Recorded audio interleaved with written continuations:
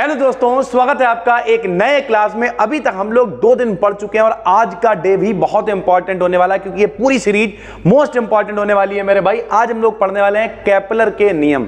क्या होते हैं केपलर के नियम, जरा ध्यान से सुनना मेरे भाई। देखो, सब लोग जब हम लोग छोटे थे तो बचपन से हम लोगों को पता है कि भैया सूर्य बीच में होता है, सूर्य के चारों तरफ पृथ्वी है, जितने भी ग्रह हैं बुध शुक्र पृथ्वी मंगल बृहस्पति शनि अरुण वरुण जो भी ग्रह हैं वो सब भैया चक्कर लगाते हैं। केपलर ने भी यही बात कही। केपलर ने कोई नई बात नहीं कही, बल्कि केपलर ने क्या कहा कि केपलर ने कहा कि भैया जितने भी प्लेनेट है, प्लेनेट मतलब क्या होता है, ग्रह, जितने भी प्लेनेट हैं वो सारे के सारे सूर्य के चारों तरफ चक्कर लगाते हैं।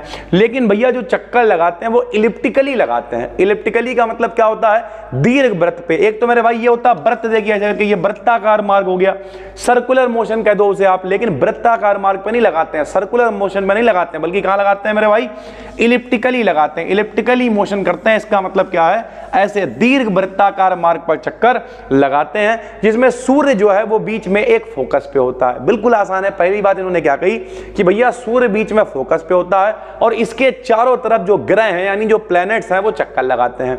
दूसरी बात इन्होंने कही, जब प्लैनेट चक्कर लगा रहे होते हैं मेरे भाई तो वो सेम टाइम में सेम एरियल वेलोसिटी कवर करते हैं। इसका मतलब क्या है कि भैया ऐसा नहीं होगा कभी कि पृथ्वी में मेरे भाई दिन जो है वो 15 घंटे का हो गया, कभी 5 घंटे का ही रह गया, कभी 2 ही घंटे का रह गया, ऐसा नहीं होगा, बल्कि सेम टाइम में सेम एरिया, कि भैया इतना एरिया मान लिया कवर हो रहा है एक बार में, ठीक है, उसके बाद फिर दोबारा से जब चक्कर लगाएगा, मान लिया पृथ्वी है या जो भी है, तो फिर उतना ही एरिया कवर होगा, उतना ही टाइम लगेगा। जैसे पृथ्वी सूर्य का पूरा एक चक्कर कितने दिनों में लगाती है, 365 दिन में लगाती है, यानी सेम टाइम के अंदर सेम एरिया कवर कर रहे हैं, उसी तरीके से लगातार घूमता जा रहा है। और तीसरी बात इन्होंने ये कही कि भैया जो टाइम है वो दूरी पर डिपेंड होगा। टाइम दूरी पर डिपेंड कैसे होगा, ध्यान से सुनो। हम आपसे कहें कि भैया सिर्फ इतना सा तुम्हें चक्कर लगाना है, तो यहां से आप शुरू करोगे, चक्कर लगा के यहां पे वापस आ जाओगे, तो सिर्फ इतना सा ही अगर चक्कर लगाना है तो आपको टाइम कम लगेगा। लेकिन हम कहते हैं आपको इतना चक्कर लगाना है, तो अब भैया जब दूरी बढ़ेगी तो फिर टाइम भी तो ज्यादा लगेगा ना। तो इन्होंने कहा जो चक्कर लगाने वाले टाइम का स्क्वायर है वो दूरी के 3rd पावर यानी दूरी के क्यूब के डायरेक्टली प्रोपोर्शनल होगा। ये सारे का सारा आपने 11th क्लास में देखा हुआ है और बहुत आसान है। तो 3 इन्होंने लॉ दिए। बताओ, केपलर ने प्लैनेट्स के लिए निम्न 3 लॉज प्रपोज किए। 3 लॉ इन्होंने दिए। कौन कौन से लॉ हैं बताओ। सबसे पहला लॉ क्या है, जो अभी हमने आपको बताया कि जो प्लैनेट्स हैं वो सन के चारों ओर इलिप्टिकली, ठीक है, ध्यान रखिएगा, दीर्घ वृत्ताकार मार्ग पर चक्कर लगाते हैं, इलिप्टिकली मोशन करते हैं, जिसमें सन यानी सूरज जो है एक सेंटर पर होता है, यानी सूरज हमेशा बीच में रहेगा और चारों तरफ भैया दीर्घ वृत्ताकार मार्ग पे जो प्लैनेट्स हैं वो चक्कर लगाते रहेंगे। इस मोशन को कहते हैं प्लेनेटरी मोशन। क्या कहते हैं, प्लेनेटरी मोशन कहते हैं, क्योंकि प्लेनेट यानी ग्रह चक्कर लगा रहे हैं, तो इस मोशन को हम लोग कहते हैं प्लेनेटरी मोशन मेरे भाई, ठीक है।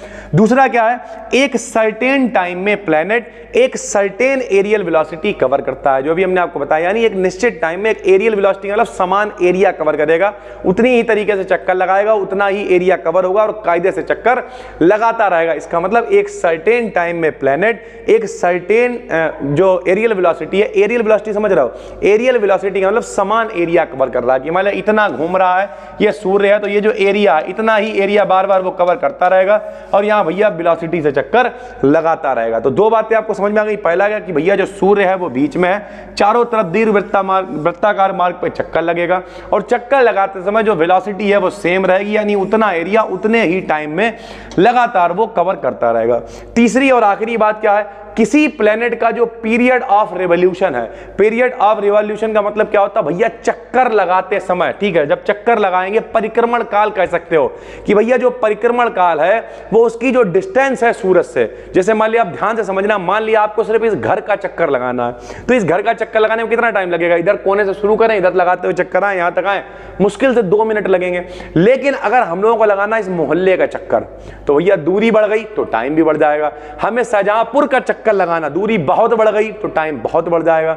हमें उत्तर प्रदेश का चक्कर लगाना, दूरी बहुत ज्यादा बढ़ गई तो टाइम भी बहुत ज्यादा बढ़ जाएगा। यानी जितनी दूर हो आप, दूरी सूरज से जितनी ज्यादा, उस ग्रह को उतना ज्यादा टाइम लगेगा चक्कर पूरा करने में। तो यही यहां पे लिखा हुआ है कि किसी प्लेनेट का जो पीरियड ऑफ रेवोल्यूशन है का स्क्वायर, देखो भैया टाइम का स्क्वायर, उसकी जो दूरी है सूरज से, प्लेनेट की सन से डिस्टेंस की 3rd पावर लिख दो या क्यूब लिख दो, एक ही बात है, क्यूब के डायरेक्टली डायरेक्टली प्रोपोर्शनल होता है, यानी समानुपाती होता है मेरे भाई। देखो कितना आसान है कि भैया ये जो टाइम है ये कौन सा परिक्रमण काल है, यानी टाइम ऑफ रेवोल्यूशन है या फिर पीरियड ऑफ रेवोल्यूशन है, का स्क्वायर जितनी दूरी सूर्य से है उसकी तृतीय पावर, यानी सरल भाषा में कहें थर्ड पावर या फिर क्यूब के डायरेक्टली प्रोपोर्शनल होता है।